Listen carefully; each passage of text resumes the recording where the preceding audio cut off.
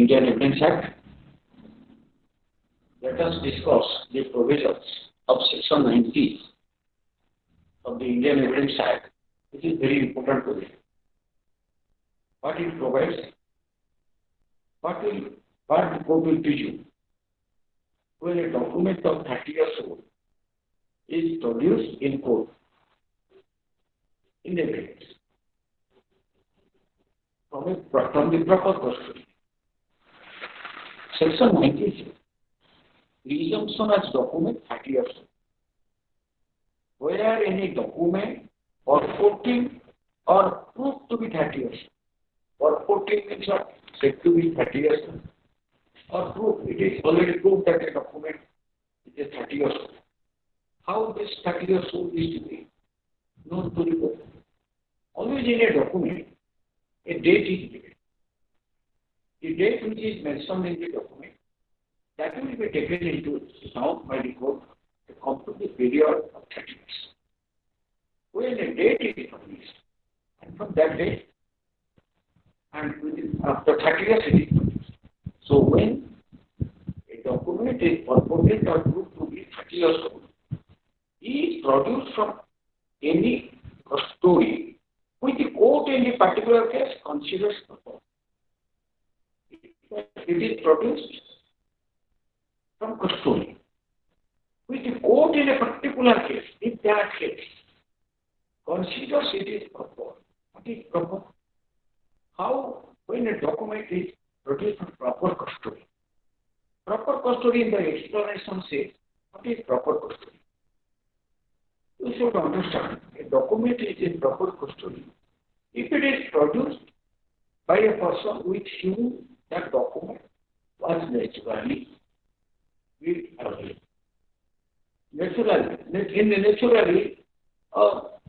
Usually such a document is in possession of a particular person. So he is proper custody. A person is a custodian, proper custodian, that naturally be a person. Similarly, proper place where the document is usually or naturally a document will be at a particular place. So what is it? Where any document purporting is something purporting are two different words are used here. A document is with a document purporting or to be 30 years old and is produced from proper custody, and the court considers that it is produced from proper custody in particular case. The court may presume. Here, may presumption is there. Never shall presume. The court may presume it, court may regard a particular fact as proved or may call for proof of it. Court may presume that the signature and every other part of such document which purports to be the handwriting of any particular person. This you should also understand. Only the signature of a person or any other thing written by that person, signature or any other part of the document which purports to be the handwriting of any particular person, is in that person's handwriting only. Limited presumption. Document of 30 years old is produced. Court considers that document was produced from proper custody, considering the facts and circumstances of that particular case. Then the court may presume. What the court may presume? That the signature or the writings is as alleged of a particular person, are the handwriting of that person. Only is false. That the genuineness of the document is not presumed, or the contents of the documents will not be taken as may presume. Court may presume only that the signature or the handwritings of the purported handwritings of a person is in the signature or the handwriting of that person. And in the case of a document executed or attested, if that document requires, if a particular document has been executed or attested, that it was duly executed or attested by the person by whom it purports to be executed and only. That is that if it had been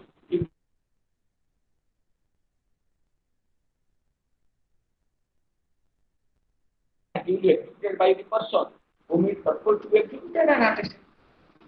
So, if you understand the language of the section 19, then you can understand only how, what type of may presume. Only may presume. What may presume?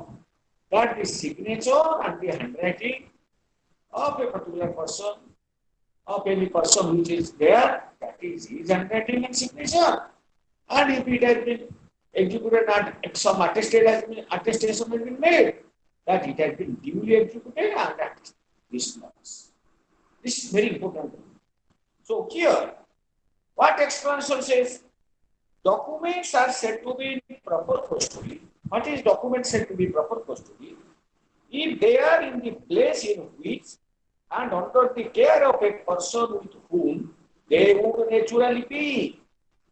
A document is said to be produced for custody if it was produced from a place by the person with whom that document would naturally be. But no custody is improper if it is proved to have had a legitimate origin. Suppose a legitimate origin, some other person has taken away by force, etc. That will not be improper. Or if the circumstances of the particular case are such as to render such an origin probable, origin was there, the proper custody. This explanation applies to section 81. 81. In section 81, what section 81? We have already discussed. What is that section 81? 81 said presumption as to gazette, newspaper, private acts or parliaments and other documents. If that is also 30 years old, then it's that this presumption that is proper custody. It is proper custody. What? That document purport to be document directly kept by any person. If such document is called substantially in the form required by law and is produced from proper custody. In section 81, when this gazette, newspaper, private acts, or parliament, or if that is produced for proper custody, then the court shall presume the genuineness of that document. So this proper custody has been defined, has been mentioned, explained in section 19. That is proper custody. So illustration will make you clear. A has been in possession of a landed property. A is in possession of a particular piece of land for a long time. He produces from his custody deeds relating to the land showing its titles. So here, because it was in possession, it would naturally be, that document would naturally be in his possession. If he produced, then that will be treated as proper custody. Then the custody is proper. Then A produces deed relating to landed property of which is the mortgagee. The mortgagor is in possession. So mortgage deed is always would be naturally in the possession of the mortgagee. So that the custody is proper.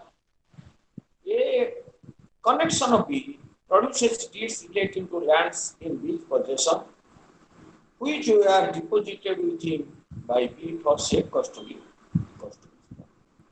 They are deposited, they are kept his title deed with somebody, which is related to him. If that document is also produced, that will be treated as a document produced from property. Limited presumption is there. What is that? That the signature and the handwriting of the person is of that person's signature. That is in the handwriting of that person, as mentioned in the document. And make it. And that is executed, attested, it has been duly executed and duly attested. No presumption regarding the contents. No presumption regarding the genuineness. All these things are not there.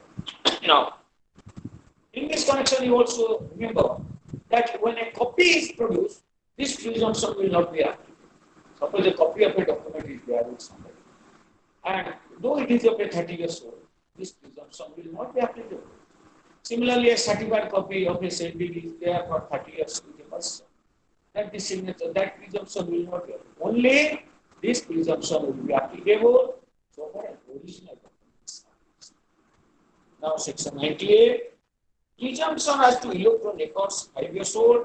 Similarly, when electron records which is 5 years old, where any electron record or putting or proved to be 5 years old is produced from any custody, which the court in a particular case considers that is also proper custody. The court may presume what that the digital signature which is purported to be the digital signature of any person, in particular person was so artist. So you have to make us from produced from corporate custody, if that is 5 years old, then the court may presume that the digital signature containing in that real paper was the digital signature of that person or any person authorized name in this paper. So explanation. What is proper custody? Electronic records are said to be in proper custody if they are in the place in which and under the care of a person with whom they naturally be. If that electronic records was produced from by a person from a place with where that document naturally be. But no custody is improper if it is proved to have had a legitimate origin. The subsequent there is some other fraud, etc., post etc. That will not make that improper custody. Or the circumstances of the particular case are such as to render such an origin proper. The explanation is also applicable to section 81. Now, let us discuss.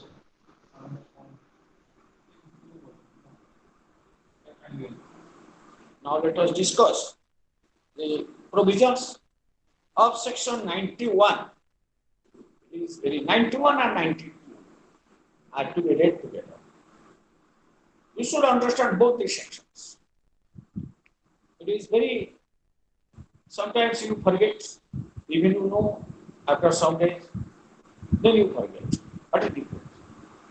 Section 91, it says evidence of terms of contract, grant, and other disposal property reduced to form of a document.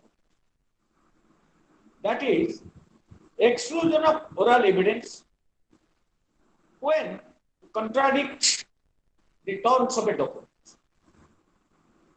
That is, what it provides when a contract, only again you have to remember when the terms of a contract, or of a grant, or of any other disposition of property. Three is circumstances.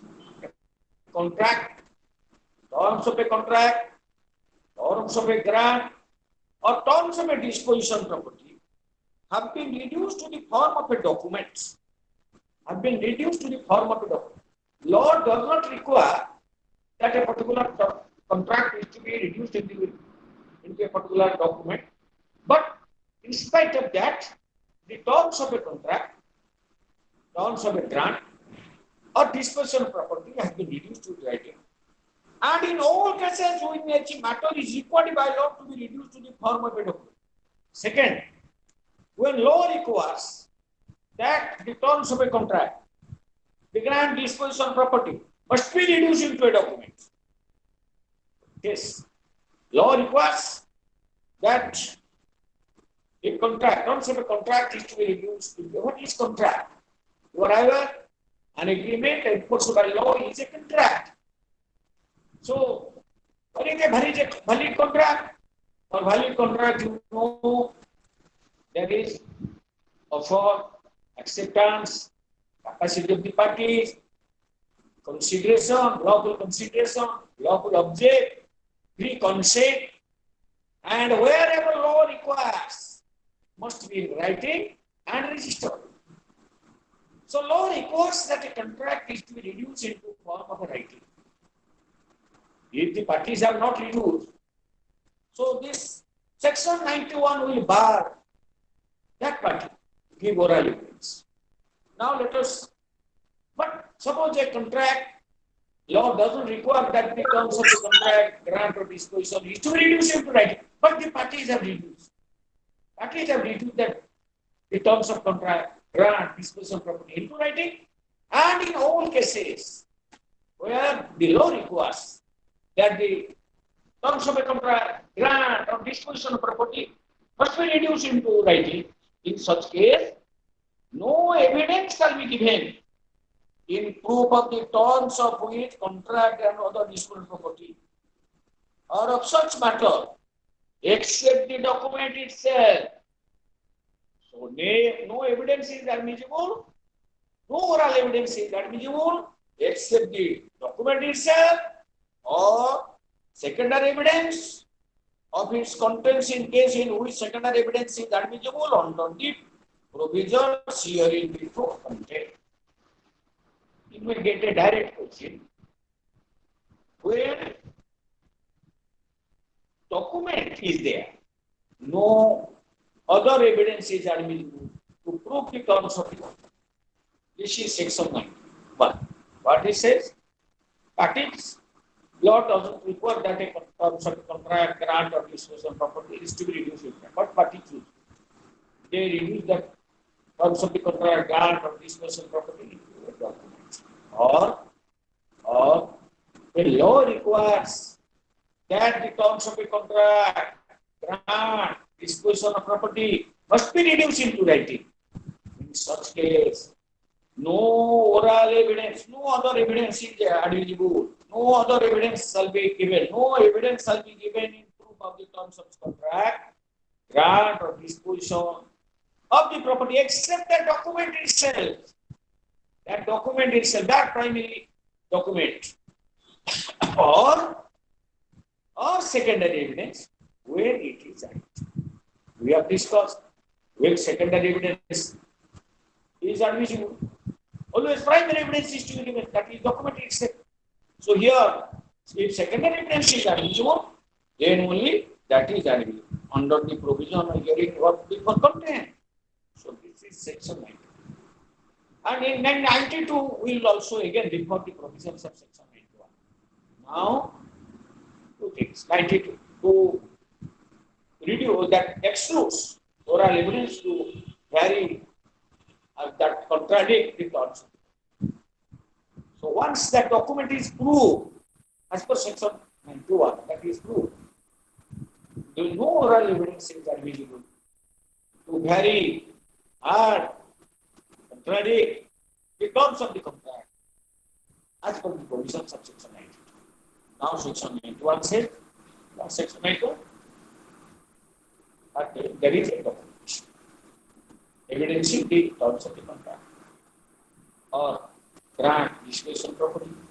No law doesn't require the parties have made a contract in writing, or the law requires that such contract, grant, disposition property must be in writing. For an example, promissory notes. Law requires it must be in writing. Promissory note, conditions undertaking in writing. To pay certain sum of money will to a person or to the other. So, promissory note. Similarly, a sale deed above 100 rupees above a movable property makes compulsory registration. Law requires. So, when the terms of a contract, grant, or disposition property, which when law requires that the same is to be reduced into document, or law doesn't require, but the parties have written that contract, grant, disposition property into writing. No evidence will be given to prove the same, except that document, except the document itself, or secondary evidence whenever it is admissible. There are two exceptions to this rule. Exception 1, what is that? When a public officer is required by law to be appointed in writing, a public officer, who is a public officer, an officer who is doing discharging public duty, a public officer who is required by law to be appointed in writing, when it is shown that any particular person has acted as such officer, when it is shown that a particular person has acted as such public officer, the writing by which he is appointed need not be proved. For an example, X has been appointed as district magistrate, and he has acted as such. It is shown that a particular person Y X has acted as collector of district magistrate of Patna. In such case, it is not necessary to prove has acted of the writing by which he is appointed. This is first exception. Second exception, wills admitted to probate in India may be proved by the probate certificate. When a will has been probated, and be admitted to probate in India, may be proved by the probate. These are two exceptions. Section 91. Again, at the cost of invitation, I want to make it clear that when law requires that a document is to reduce into writing, or law does not require, in spite of that, the parties have entered a document regarding terms of a contract, the grant or disposition of any property, then no evidence will be admissible to prove the same except that document itself or secondary evidence whenever it is admissible. There are two exceptions to it. First exception is that when a public officer is required by law to be appointed in writing, but he has actually shown that he has acted upon, in such case, the document by which he has been appointed need not be true. Second, if a will has been admitted to probate in India, then the same may be proved by probate. Now, explanation. This section applies equally to cases in which the contract, grants or disposal of property referred to are contained in one document, and to cases in which they are contained in more documents. When this is also applicable. When that contract, grant, disposal of property has been entered in one document or in more than one document. Expansion 2. When there are more originals than one original only. What is original? It is counterpart, all having to be taken. So it only be treated as original. When there are more one original is sufficient. Expansion 3. The statement in any document, whatever, of a fact other than the facts referred in this section, shall not preclude the admission of oral evidence as to the same. Suppose, other than the grant, disposition or terms of the contract, if any other fact has been mentioned, that will not, if it has been there, referred, the statements in any document, it has been, there is a statement in that document, whatever statement, of a fact other than the facts referred to in this section. Other than the facts referred to in this section means only the terms of the contract, grant or disposition property. Grant or disposal property, these three. But other facts, if anything has been stated, so then oral evidence shall not include the admission of oral evidence as to the same.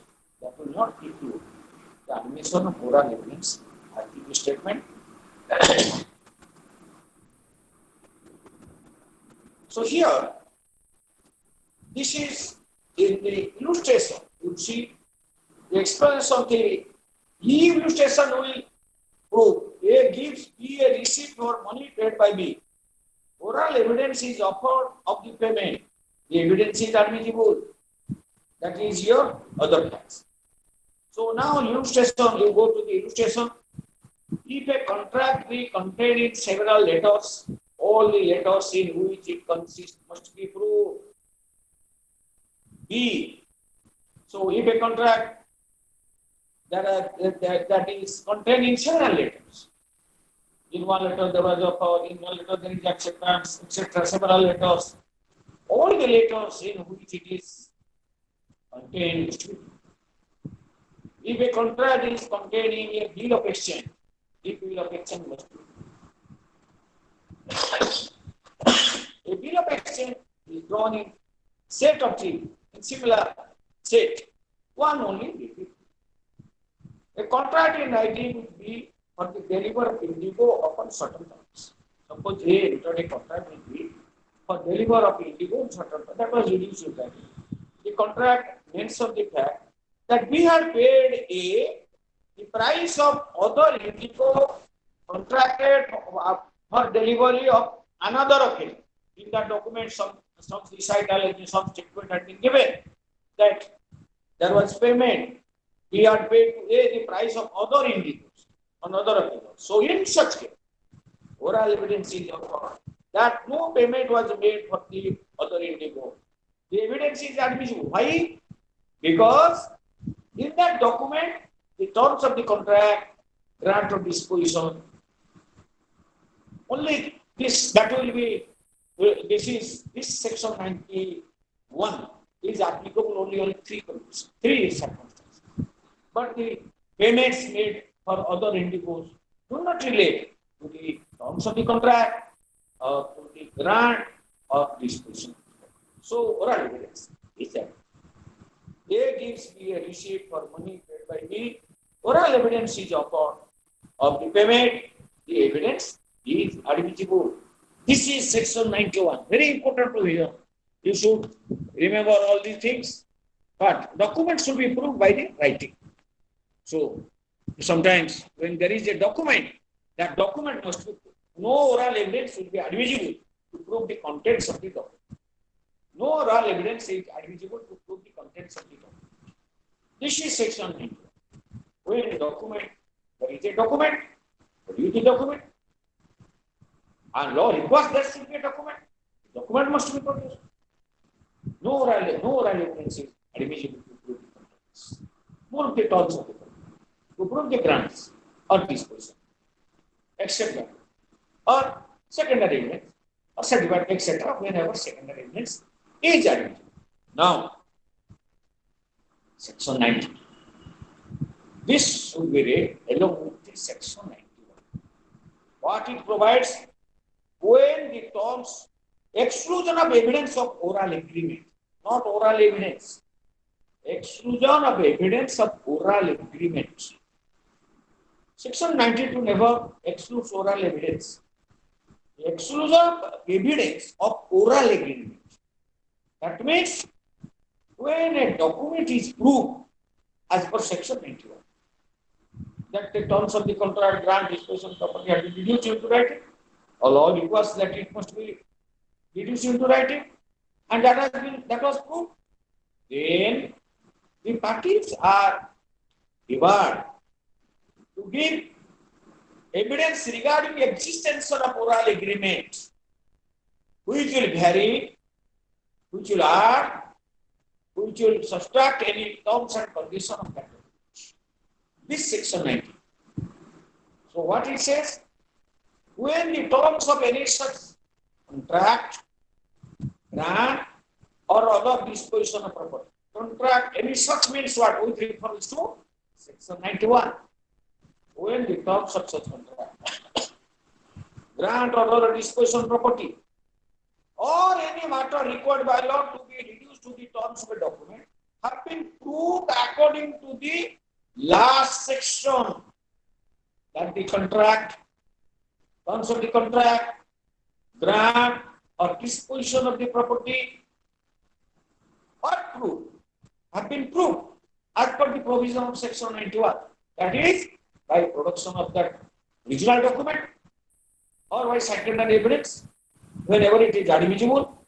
In such case, no evidence of any oral agreement, no oral evidence not, no evidence regarding existence of oral agreement or statement, no evidence regarding oral agreement or statement shall be admitted. No evidence regarding existence of an oral agreement, no evidence that there was a statement, there was a condition between the parties, as between the parties to any such instrument, as between the parties, not other than party. No evidence regarding existence of an oral agreement or statement as between the parties or the representative in interest, or to whom they are, any person who claim interest to them, to those parties, for the purpose of there are 5 contradicting, carrying, adding, or subtracting from its forms. 4 is contradicting, which will contradict the terms of the contract, terms of the grant, or vary the terms of the contract, or adding or to subtracting from its terms is very important. So once a document is produced and proves, and it proves the terms of the contract as per the provision of section, or grant or disposition of it, no evidence regarding existence of any oral agreement between the parties, or there was any statement between the parties, or their representative interest exist, which will vary, subtract, add, or contradict the terms of the contract, contents of the contract from its terms. No evidence in that. Well, this is section 19. But there are 6 exceptions to section 19. What? Once you understood that in terms of contract, grant or disposition property, that was proved as per section 91. Then section 92 reverse the first to give evidence regarding the existence of oral evidence or any statement between those two parties, the parties who are entered the contract, or the representative or their representative interest, which will what? Contradict the terms of the contract, vary the terms of the contract, are subject to the terms of the contract, or subtract, or that is take away the terms of the contract, subtracting from that contract. No evidence in that. Will be admissible to prove this. There are exceptions. Proviso 1. Any fact may be proved which would invalidate any document. Second, first proviso is that. But any fact which will invalidate that document, evidence may be given. That means there was a void contract. That is due to fraud, avoiding contract, fraud, dissipation, etc. Such a contract had been entered. Such evidence is admissible. So what he says, though it is totally invalidated that contract. Though indirectly may say vary that contract. No, because it will totally invalidate that contract. The proviso. Any fact may be proved which would invalidate any document, which will invalidate not any document, or which would entitle any person to any decree or order relating thereto. No, but evidence may be given which invalidates that document, or which entitle any person to any decree or order relating thereto, such as fraud, intimidation, illegality, want of due execution, want of capacity in any contracting party, want or failure of consideration, or mistake in fact or law. So those the terms of the contract was proved. That's for section 91. And section 92 prohibits giving of evidence regarding existence of oral agreement or any statement which will vary, contradict, subtract, or add anything to that contract. But the provision says evidence is admitted which will invalidate that document, or and on the which will entitle a person to get a degree in his favor on the ground of fraud, misrepresentation, intimidation, illegality, want of consideration, etc., want of capacity. That is contract is void. So let's see. Provision 2. The existence of an oral agreement, a separate oral agreement, as to any matter on which a document is signed. Suppose on a particular matter, document is signed, and which is not inconsistent with terms. The two things you should keep in mind. That existence of any oral agreement between the parties on which the document is signed and which is not inconsistent with the terms may be proved in considering whether or not the proviso applies, the court shall have regard to the degree of formality of the document. What is the formality? Suppose document requires registration. If there is a silent, without such oral evidence is admissible. Evidence regarding the existence of oral agreement. The existence of any separate oral agreement. For an example, there is X that entered a contract, the terms of the contract, there was some moves were price was set. But the period time during which the period by which or whether the price is to get immediately or after some 15 days, that has not been mentioned. So here, that was agreed orally. Contract was entered into writing. But thereafter, they entered an oral agreement that possession will be delivered after 15 days. Or these goods will be supplied after 15 days. Or some the price will be paid within 1 month. So here, that will not vary the document. That will not add anything to the document. That is also not inconsistent to the terms of the contract, grant disposition. Because thereby, so in such case, that document is silent, oral evidence may be given on any fact on which the document is silent, which is not inconsistent. Because payment of, there is time for payment of the price, etc., or money consideration, that is not inconsistent with the terms of the contract. So oral evidence may be given, evidence may be given regarding what that is existence of an oral agreement between the parties on which the contract, the terms, the document is silent and which is not inconsistent with the document. Whether again a restriction is put, a duty is given to the court, whether regarding the existence of such oral agreement is admissible or not, the evidence regarding existence of such oral agreement, considering considering the importance of the document, considering the regard to the degree of the formality of the document is of such a nature that cannot be executed unless the particular condition is given.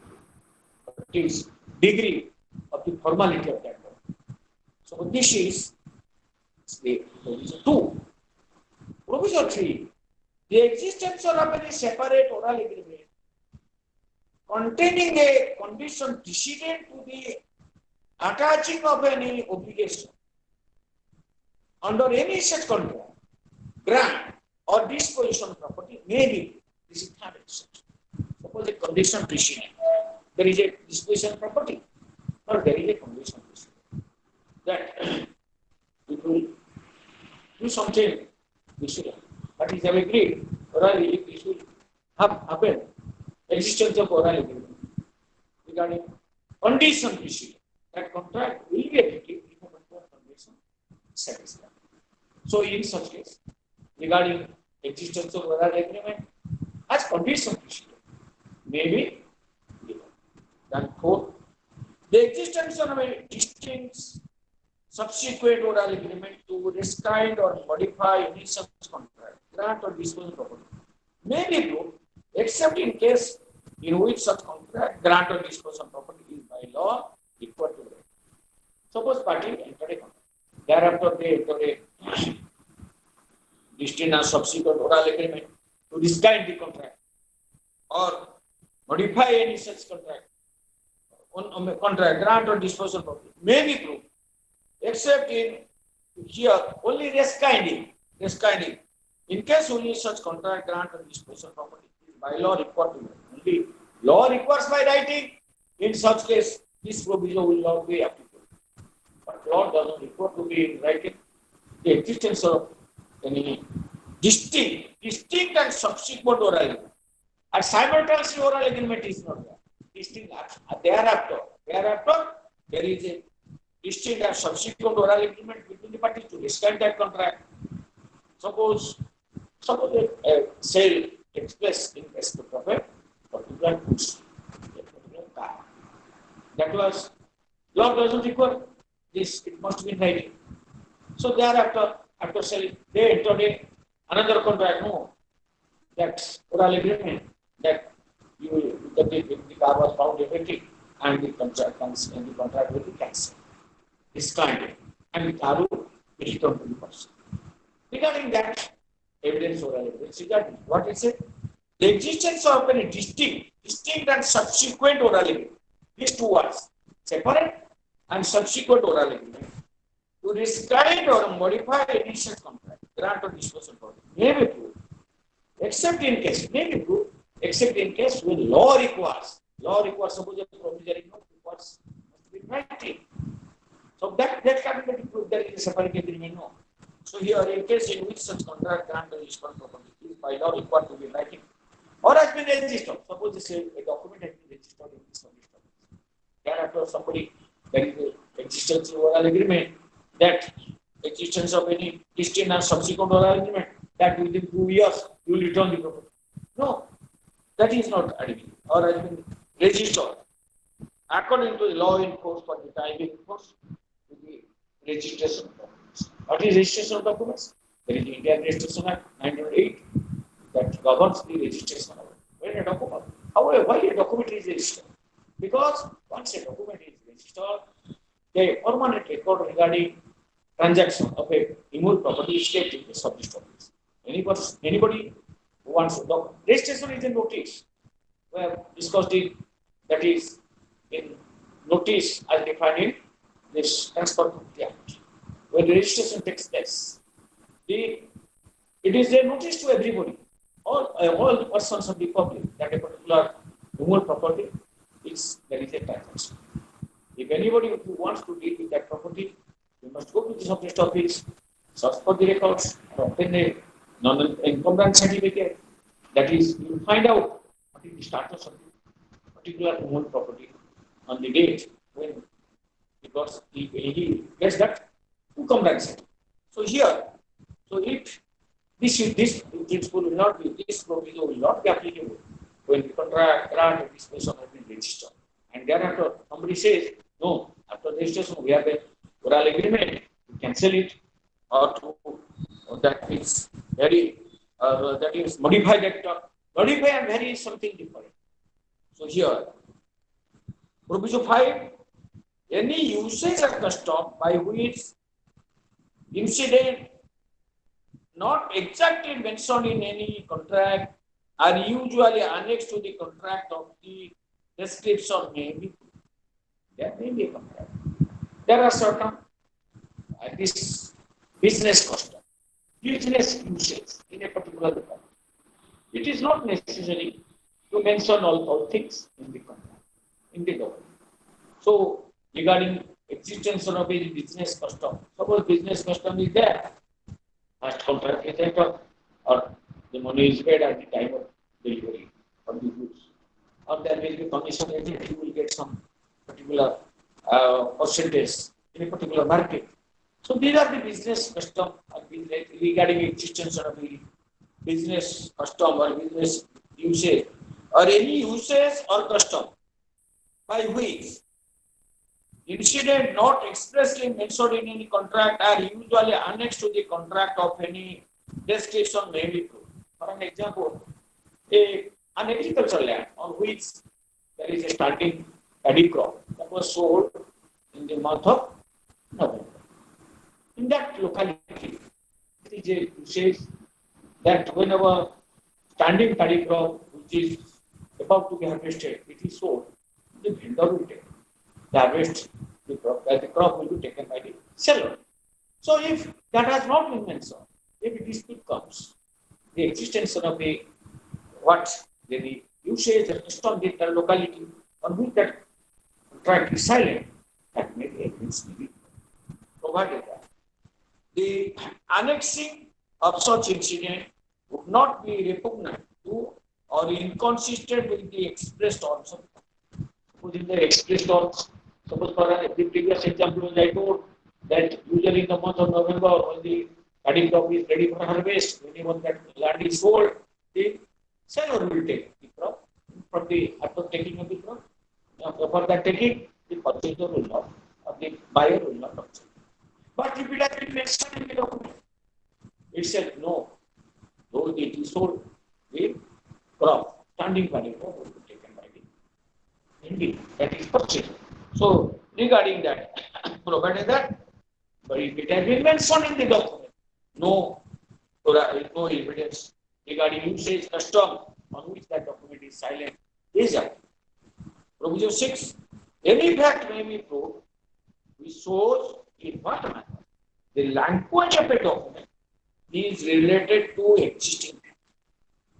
Language used in the document, how far that is applicable to the particular existing fact. Language is used in a particular document. Sometimes some languages are there. You cannot understand some language, even the scribe mentioned. If a particular language is mentioned regarding to existing fact, evidence may be given. So if we go through, there are number of illustrations. Number of illustrations. If we go through the illustration very carefully and patiently, you can understand what is it. A policy of insurance effected on goods in ships from Calcutta to London. Suppose if there was a policy of insurance for dispatch of a cargo in a particular ship from Calcutta to London.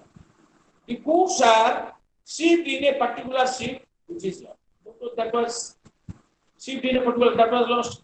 The fact that the particular ship was orally accepted from the policy cannot be proved because that is contradicting, that is subtracting the concept because that particular ship has been excluded from insurance. That can be proved. A agrees absolutely writing to B, pay B 1,000 on the 1st March 1863. A agreed specifically that will pay B this 1,000 on 1st March 1863.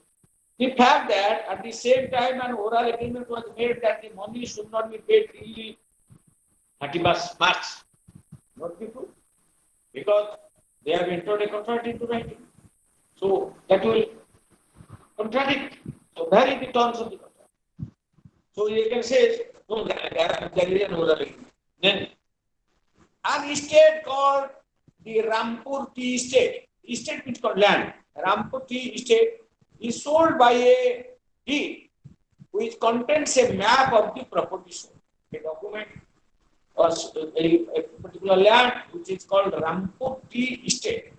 That was sold to a document and the map of that property was given annexed to the document. The fact that land not included in the map had always been regarded as a part of the estate and was meant to pass by the deed cannot be proved. So evidence is given. The other land also will be included in the map in that particular area. That cannot be proved because in the map it has been specified. A interest into a written contract will be to work certain mines. Suppose they entered a contract to work in a particular mine, the property of B, upon certain terms.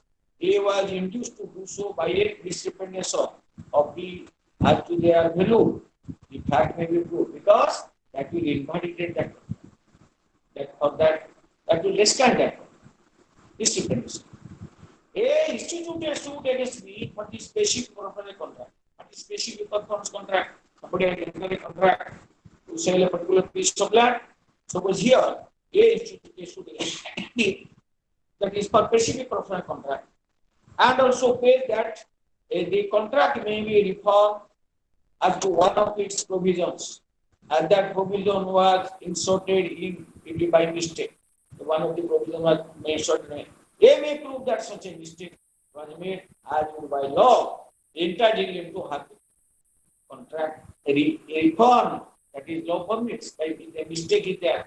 That is unreasonable. A orders goods of B by a letter in which nothing is said as to the time of payment. As a order by sending a letter for purchase of goods, and it was not mentioned by the time of payment, and accepts the goods on delivery. He accepts. B issue wait for the price. In such case, we may show that the goods were supplied on credit for return still on extra. That is the A sells B a horse and verbally warrants him sound. Gives A sells B a horse and verbally warrants him to be sound. A gives B a paper in these words. Bought of a horse for 500. We may prove the verbal warranty. Verbal in the warranty it has not been mentioned. That may be proved. A hires lodging. This very sometimes such a question is put.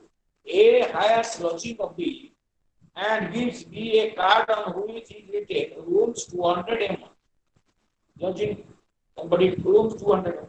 They may prove a verbal agreement that these terms were to include partial boarding, fooding, etc. Partial boarding. A hires lodging of B for a year and regularly stamped agreement.